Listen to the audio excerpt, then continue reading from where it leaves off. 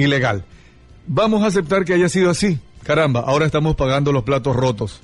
Porque esas personas va a ser muy difícil que le presten al Ecuador. ¿Por qué? Porque si la vez pasada sucedió aquello de que tuvieron que vendernos la deuda externa a los precios que el gobierno ecuatoriano ponía, entonces va a ser difícil que en el futuro digan vuelvo a prestarle dinero. Esto se lo ve hasta en las esquinas de los barrios, ¿verdad? Si alguien no le paga el tendero o si le debía $200, dice, mira, te pago $100 si es que quieres. Y con eso me condonas la deuda. Esa persona regresa al siguiente día a comprarle y le pide que le vuelva a fiar. El tendero le va a decir, no, pues va a ser imposible. Salvo que realmente el tendero esté en otro estado mental, ¿no? Para que lo haga. Así que eso es lo que nos está pasando a los ecuatorianos y por eso le estamos aceptando a la China estas condiciones. ¿Cuáles son las razones de fondo? Siempre en economía usted tiene que preguntar, ¿por qué pasa esto? Y luego que tiene una respuesta, ¿por qué pasa lo otro? ¿Por qué pasa lo otro? Hasta llegar a la raíz. Aquí hay que aceptar lo que el gobierno ecuatoriano está trabajando.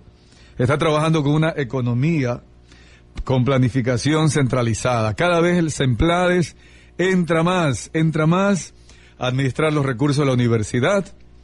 Ya el Banco Central no es una entidad autónoma, ahora es una herramienta del gobierno que obedece los dictámenes del presidente de la República de acuerdo a la Constitución de Montecristi. Repito, aprobada también por el pueblo ecuatoriano en mayoría. Pero eso es lo que logra a mediano y largo plazo. Cuando una misma persona decide cómo hacer el presupuesto y lo que ingresa decide en qué gastarlo, esto es lo que pasa a mediano y largo plazo. El presupuesto del Estado ecuatoriano, ya lo habíamos dicho, inclusive Mauricio Pozo ha escrito el 5 de julio un artículo, yo se los dije, ese es el titular de él en Diario Hoy, yo se los dije. Es que para esto no hay que ser pues genios de haber ido a estudiar un doctorado en economía en Harvard y nada que se le parezca. Esto lo sabe cualquier persona que un día le pone en el papel más egresos que ingresos. Ecuador comenzó el año 2010 con un déficit, es decir, un vacío, una diferencia de mayor gasto que mayor ingreso, aproximadamente entre 2.000, 3.000, 4.000, 5.000 millones de dólares. Todavía no se ponen de acuerdo cuánto mismo es lo que ese presupuesto tenía déficit. ¿Por qué?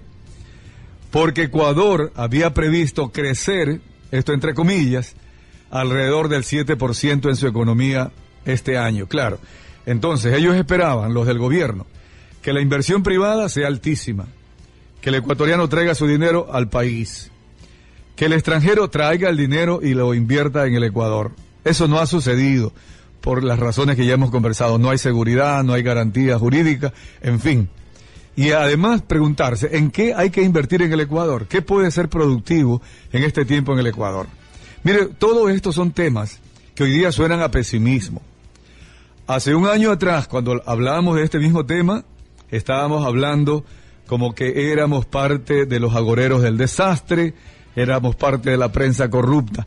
Esto es lo que está pasando y a mí, como ecuatoriano, me molesta, como debe molestarle a la mayoría de ecuatorianos, de verle a la China 5.282 millones de dólares con intereses que van desde el 6% hacia arriba, y cuando ya no podemos vender esos 132.000 barriles de petróleo al precio que a nosotros nos parezca en el futuro, y cuando no podemos recurrir a otra fuente de financiamiento. Estamos atados de manos con la China.